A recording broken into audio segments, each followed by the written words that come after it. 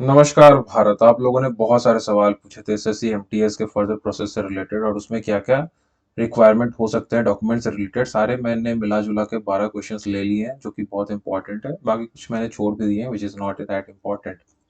सबसे पहला जो एक सवाल मिला था कि बहुत लोगों ने पूछा कि एप्लीकेशन फॉर्म उनका खो गया। सबसे पहली बात आपको तो ध्यान रखना चाहिए था, अगर आपने फॉर्म फिलअप किया तो एप्लीकेशन फॉर्म डाउनलोडेड आपका होना चाहिए एटलीस्ट। चलो कोई बात नहीं, एप्लीकेशन फॉर्म अगर खो गया तो ये तो फिर अब वापस डाउनलोड नहीं हो सकता क्योंकि ये डेट निकल चुका है। अब आपको करना क्या है, आपको एडमिट कार्ड को ढूंढना है। एडमिट कार्ड डेफिनेटली आपके पास होगा। एडमिट कार्ड में जो जो डिटेल आपने डाले थे फॉर्म में वो सब कुछ उसमें एग्जैक्ट रहता है, तो आप एडमिट कार्ड से क्रॉस वेरीफाई करके जब भी आपके पास डीएफ आएगा आप वो चीज़ें भर दोगे। सारे डिटेल आप एडमिट कार्ड के हिसाब से भरोगे और कुछ भी एक्स्ट्रा नहीं भरोगे क्योंकि आपके पास एप्लीकेशन फॉर्म नहीं है। ठीक है, पहली क्वेश्चन ये थी। दूसरा सवाल था कि रीजनल सेंटर्स कहाँ कहाँ पे है, रीजनल वेबसाइट्स क्या होंगे जो कि उनके अलॉटेड एलोकेटेड या अलॉटेड स्टेट्स है। फॉर एन एग्जांपल अगर मैं बोलूँ अगर बिहार में आपका एलोकेशन हुआ है तो आपका रीजनल कहाँ पे होगा, वेबसाइट कहाँ पे आप चेक करोगे, तो आपको चेक करना पड़ेगा सेंट्रल रीजन का। ठीक है, तो इसके लिए टेलीग्राम लिंक आपको डिस्क्रिप्शन में मिलेगा, जाके आप वहाँ पे ज्वाइन करो। वहाँ पे पीडीएफ दिया गया है, जितने भी अलग अलग डिपार्टमेंट है जो कि रीजनल वेबसाइट है वो वहाँ पे स्टेट वाइज प्रोवाइड किया जा चुका है, आप जाके चेकआउट करो उसको। जो सबसे ज्यादा सवाल जो पूछा गया वो है स्पेलिंग मिस्टेक्स को लेके नाम में। वो आपका कास्ट सर्टिफिकेट से रिलेटेड हो सकता है, मार्कशीट से रिलेटेड हो सकता है। देखो सबसे पहली चीज ये है, अगर आप चेंज कर सकते हो, अगर आपके पास टाइम है, पैसा है, और आप पैसा इन द सेंस कि अगर आपके पास उतना वैल्यू फॉर मनी है टाइम के हिसाब से, तो आप जाके अभी से लग जाओ, चेंज करवा लो। स्पेलिंग मिस्टेक्स अगर कुछ भी ऐसी है तो मार्कशीट में जाओ, बोर्ड में जाओ, थोड़ा मेहनत करना पड़ेगा। अदरवाइज जो सबसे बेस्ट ऑप्शन है, आप एफिडेविट करवाओ। जो भी प्रॉब्लम है आपका नाम, जैसे कि आप लोगों ने बोला कि किसी के खुद के नाम में प्रॉब्लम है, किसी के फादर के नेम में प्रॉब्लम है, किसी के मदर के नेम में प्रॉब्लम है, किसी ने तो ये भी बोला कि उन्होंने गलत नाम लिख दिया एसएससी की कमीशन कॉपी पे, तो उससे कोई प्रॉब्लम हो सकता है। कि देखो वो तो डिपेंड करेगा आपको रीजनल ऑफिस पे वो क्या करता है, लेकिन आपको ऐसा करना नहीं चाहिए। ये बहुत बड़ी मिस्टेक है क्योंकि उसके लिए फिर आप एफिडेविट नहीं बनवा सकते हो। अगर आप बनवाओगे तो फिर आपको फिर झमेले में पड़ना पड़ेगा। वैसे मैं बोलूंगा, रिकमेंड करूंगा कि आप उस चीज के लिए भी एफिडेविट जरूर बनवा के तैयार कर लो, अगर कमीशन कॉपी में आपने अपना मदर का नाम गलत लिखा है तो। ठीक है, तो affidavit is the solution for this type of जितने भी क्वेरीज थे आपके प्रॉब्लम से, सबका सॉल्यूशन यही है। अगर आप यहाँ तक देखते हुए आए हो वीडियो को तो वीडियो को लाइक जरूर करो, क्योंकि अगर आप लाइक करोगे तभी मुझे आपका सपोर्ट पता चलेगा, तभी धीरे धीरे चैनल ग्रो हो पाएगा और मैं और चीज आपको प्रोवाइड कर सकूंगा। ठीक है, कमेंट करके अगर और कुछ ऐसा रह जाता है, इस सारे जितने भी मैं यहाँ पे 12 बताऊंगा इसके अलावा, तो आप कमेंट करके जरूर पूछना, मैं सबको रिप्लाई करता हूँ। I try my best to give reply each and every one of you. चलिए, चौथा, ईडब्ल्यू सर्टिफिकेट स्टेट से होगा या सेंटर से। देखो बनता तो स्टेट पे है लेकिन सेंटर में वैलिड होता है। आगे, एससी एसटी सर्टिफिकेट वैलिडेशन। किसी ने पूछा था कि 2015 का उनका एससी का सर्टिफिकेट है, क्या वैलिड होगा, क्या डेफिनेटली होगा। ये लाइफ टाइम वैलिडिटी होता है, बस आपका cut off age, sorry cut off date के पहले होना चाहिए। कट ऑफ डेट के पहले अगर आपका बना हुआ है एसएससी एमटी 2022 के लिए, वैलिड है आपका, लाइफ टाइम वैलिड है, कोई दिक्कत नहीं। चलिए अगले सवाल की ओर चलते हैं। अगला जो क्वेरी था वो पुलिस केस। ये बड़ा इंटरेस्टिंग सा था, इसको मैं थोड़ा सा अच्छे से एलेबोरेट करूंगा। ये आपके लिए और आने वाले कैंडिडेट्स के लिए भी बहुत हेल्पफुल होगा अगर ऐसा कोई सिचुएशन में आप फंसते हो तो। देखो सबसे पहली चीज, अगर आपके ऊपर पुलिस केस है, ठीक है, तो दो चीजें होती है, एक होता है जनरल डायरी होता है जीडी, और एक होता है आपका एफआईआर। ठीक है, अगर जनरल डायरी है तो कोई इशू नहीं होगा उतना, लेकिन अगर एफआईआर है आपके ऊपर में, अगर आपके ऊपर में एफआईआर है, ठीक है, केस लॉन्च हो गया, तो इंडिया का लॉ क्या कहता है कि you are not a criminal until you are proven to be a criminal. ठीक है, तो आप दोषी नहीं हो, दोषी आप नहीं हो जब तक कि आप कोर्ट में बाय द लॉ प्रूव नहीं हो जाते हो कानून की नजरों में। तो इसका मतलब है कि आप दोषी नहीं हो, इसका मतलब अब आपके ऊपर दो चीज है।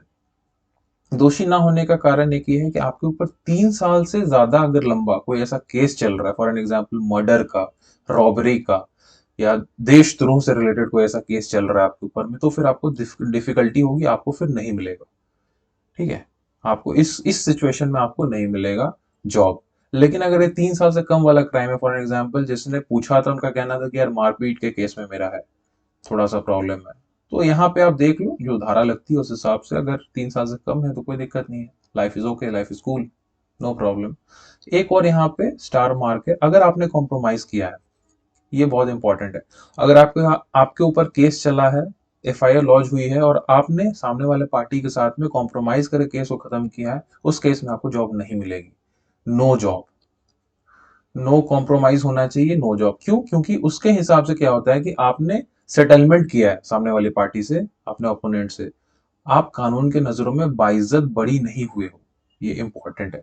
तो कभी भी अगर ऐसा केस हो तो आप हमेशा बाई लॉ बाहर निकलने की कोशिश करो, कॉम्प्रोमाइज करने की नहीं। ये उनके लिए भी है जो तैयारी करने वाले हैं या कर रहे हैं, आगे इस बात का ध्यान जरूर रखें। EWS वैलिडिटी, EWS जिनका सर्टिफिकेट चाहिए 2022 से 23 का चाहिए, क्योंकि इसी ईयर में आपने अप्लाई किया है जॉब के लिए। ठीक है। अलॉटमेंट लिस्ट में आपका नाम नहीं है, दो चीज, पहले तो वेट करो, आ जाएगा, कोई दिक्कत नहीं है। लेकिन अगर आपको ज्यादा बेचैनी हो रही है तो मैं कहूंगा ईमेल या नंबर आपके पास अवेलेबल होगा, कौन से स्टेट पे आपका हुआ है, वहां से आप चेक करो कि कौन सा आपका रीजनल वेबसाइट है, वहां पे कॉल करके बात कर लीजिए, ईमेल कर लीजिए, आपको सोल्यूशन मिल जाएगा। बेस्ट ऑप्शन रहेगा वेट करने का, आएगा सबका। अगर आपका सिलेक्शन हुआ है तो नाम तो आना ही है। ये बड़ा इंटरेस्टिंग सा सवाल था। अ गर्ल आस्क्ड मी कि क्या गर्ल्स कैंडिडेट के लिए सेफ है, क्वेश्चन वाज दैट कि गर्ल, क्या गर्ल्स कैंडिडेट के लिए सेफ है। सबसे पहली बात, सेफ की तो कोई बात ही नहीं आती है। Definitely it's a safe job, government job है यार। How can be, it can be safe, it can't be safe, it's not possible, right.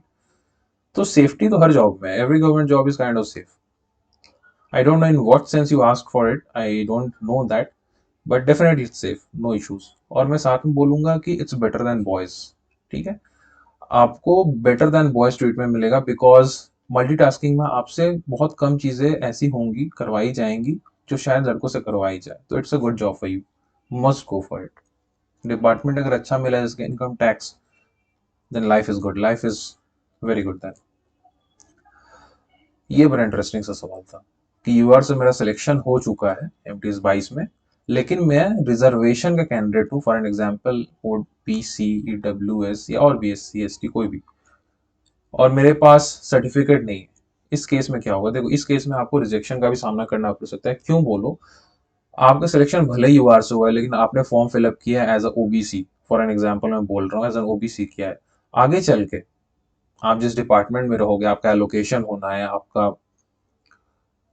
आपको प्रमोशंस लेने हैं, सारी चीजें जो होंगी वो सब आपके कास्ट सर्टिफिकेट के हिसाब से, यानी कि आपके कैटेगरी के हिसाब से वैकेंसीज आएंगी, उस हिसाब से आपका promotion, everything is dependent on that. So you will have to bring your certificate before the document verification, otherwise it will be rejected. और फिर आगे चल के भी आपका, फिर अगर नहीं करोगे तो everything will be done on your basis. इसी बेसिस पे आपका सारा क्राइटेरिया चलेगा, जॉब रहेगी लेकिन सारा यूआर क्राइटेरिया पे चलेगा, which will be a loss for you definitely. Medical condition, medical ज़्यादा स्ट्रिक्ट नहीं है, don't worry about it, don't freak about it, ज़्यादा सोचो मत इसके बारे में, कोई दिक्कत नहीं होगी इसके बारे में। चश्मा ऑब्वियसली अलाउड है, कलर विजन कोई दिक्कत नहीं है, ट्रेन चलाना नहीं है आपको, कोई दिक्कत नहीं है। अगर कोई ऐसा इशू आता भी है, फॉर एग्जाम्पल आपको अभी भी बहुत हाई है, तो आपको बोलेंगे कि थोड़ा टाइम ले लो, थोड़ा सा टाइम लेके आओ, सभी चीज़ें करके आओ, time will be given to you, ताकि आप चीज़ों को सही कर लो, सही कर लो। ठीक है, मेडिकल बेसिस पे इन जनरल रिजेक्शंस नहीं होते हैं, else when there is a very huge thing which can determine the course of your life।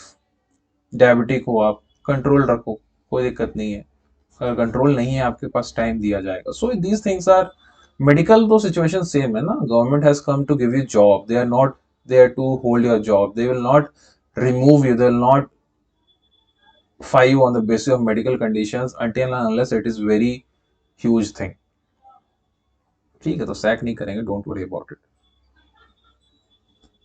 OBC 12th one, last one I guess, yes. ये बड़ा इंटरेस्टिंग है। कुछ लोगों का कहना है कि वो OBC NCL यानी नॉन क्रीमी से बिलोंग करते हैं, सर्टिफिकेट उनके पास है, लेकिन कट ऑफ डेट के कुछ टाइम बाद की है, some days back, some days later, some days later की है। तो इसमें थोड़ा सा इशू आपको देखना पड़ेगा। Two things are valid, firstly 3 years, जो कट ऑफ डेट है उसे 3 साल पहले तक की वैलिडिटी होती है, एंड कट ऑफ डेट से आई गेस 180 डेज के बाद तक की भी वैलिडिटी होती है। तो ये चीजों पे आपको ध्यान रखना पड़ेगा, क्योंकि अगर अक्सर ऐसा होता है कि अगर आपके पास उस फॉर्मेट में सर्टिफिकेट नहीं है, तो एसएससी क्या कहती है, वो कहती है कि आप एसएससी को फॉर्मेट में बनाओ, बैक डेटेड भी बनवा सकते हो, अपने डीएम के पास जाओ, वहां से जाके आप बैक डेटेड बनवा लो, क्योंकि ऑलरेडी आपके पास सर्टिफिकेट अलग फॉर्मेट में होता है। ठीक है, तो ये चीजें ध्यान रखो, सभी चीजें मैंने कवर कर दी है। यहाँ तक अगर आप आए हो तो चैनल को लाइक करो, सब्सक्राइब करो, और शेयर करो इस वीडियो को, क्योंकि आपकी फैमिली है माइंड थॉटफुल। व्हाट यू से, आई प्रोवाइड, आई गिव, जो बोलते हो वो मिलता है। होपफुली चीजें क्लियर हो गई हैं, एक एक चीजें। Thanking you once again, till then bye bye, see you, जय हिंद। कोई और क्वेरी होगी तो कमेंट में जाके कमेंट कर देना, I will reply each and every one of you. Till then Tata.